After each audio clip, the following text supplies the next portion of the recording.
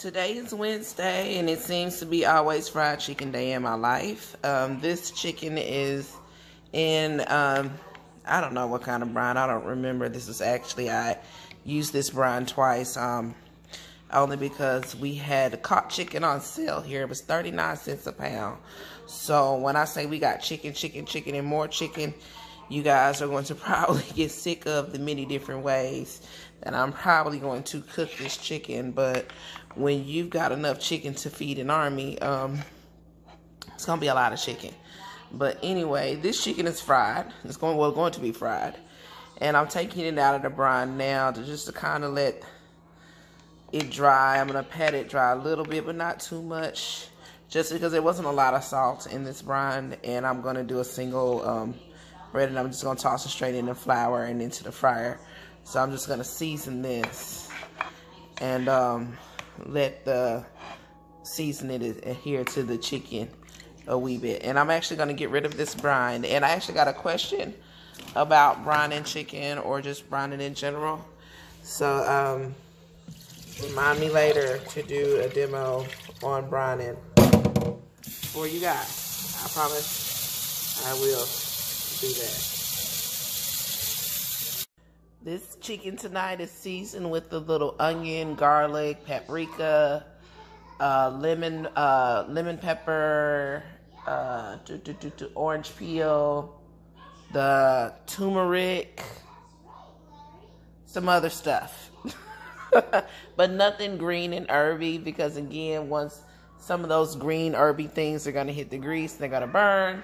Things like parsley, oregano, after a while, they're just burning up in your fryer, making darker spots on your food. Kind of not aesthetically pleasing. If you want to hit your chicken with herbs once it comes out of the fryer, that's fine. But I really don't recommend putting too much of the green herbs that we like to reach for in the spice cabinet, in the breading or in the seasoning. Not unless you're going to put it under the flour. But even then, it's still probably going to burn. Sometimes I know Shakendra talks about me doing things so properly, and then other times, y'all, I have to go all the way back to my rustic roots. Yes, this is a Walmart bag, and just because the way I like to do wings just like Grandma. Grandma, you know what I'm saying, just straight from the flour into the bag. We gonna shake this stuff up and go into the fryer. Now, again, the different results just depend on what you want.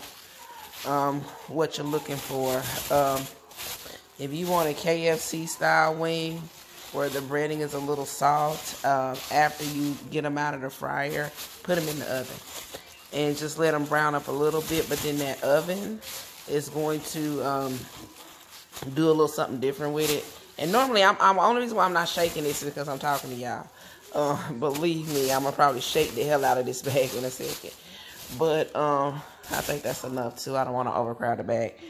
But like I said, if you want some KFC style, after you pull them out of the fryer, drop them in the oven for a few minutes, and it'll give you a softer texture. That oven will take away some of the crisp a little. All right, another reason why I stress the flour test method, because no matter what, when you add water to oil, it's going to pop. Okay, it's going to react. Whether the oil is hot enough to cook is the question. But see, I know now that oil is hot enough to actually fry my flour, not just pop my water. You get what I'm saying? Like, it's just not safe. And then, you know, it don't matter how hot the oil is, it's going to pop that water a little bit once it start heating up. So it's not telling me that my oil is hot enough. It's just telling me that the oil in the water is reacting. So that's another reason why I don't do it that way. And remember, away from you, whole wings today. And don't worry about that tip sticking out too much. We're going to flip them.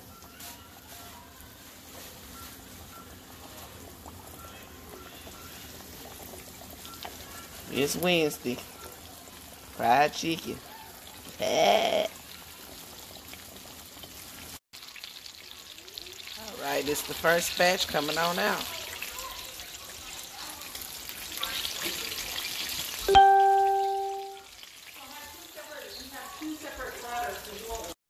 Tonight's featured side is going to be a quick cream spinach. I started with canned spinach, and what you don't see is I drain as much liquid as possible Even after it cooked in the pan a little bit, I re-drained it. Now what I'm going to do is I hit it with some French onion dip and some sour cream to create that twangy onion garlic flavor without having to do too much work. I'm going to let that saute together, cream up, brown up a little bit, cook that fat solids in it. Then I'm going to hit it with a little milk. Now, don't forget to season this. I season it with just my favorite garlic and herb spice. Nothing too fancy, whatever you have in the house. But if you don't have anything pre-made, just, you know, garlic powder, onion powder, let it go. Nothing salt, pepper. From that, I'm going to add some Italian cheese, and I'm going to stir in that layer, and also going to add some Parmesan cheese and stir that in too. Once you get that stirred together nice and creamy, we're going to add another layer of grated Parmesan cheese on top, and then top it again with the shredded Italian mixed cheese. I'm going to throw that in the oven under the broiler and let that brown up all together. Altogether, I would say that took no more than maybe 5 to 10 minutes tops cooking time.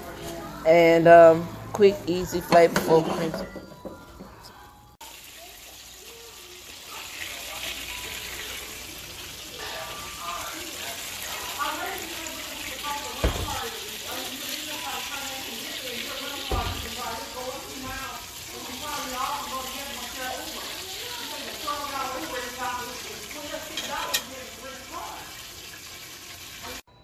There we have it, you guys. Fried chicken, cream spinach, and a little bit of rice cooked with chicken stock, garlic, and herb.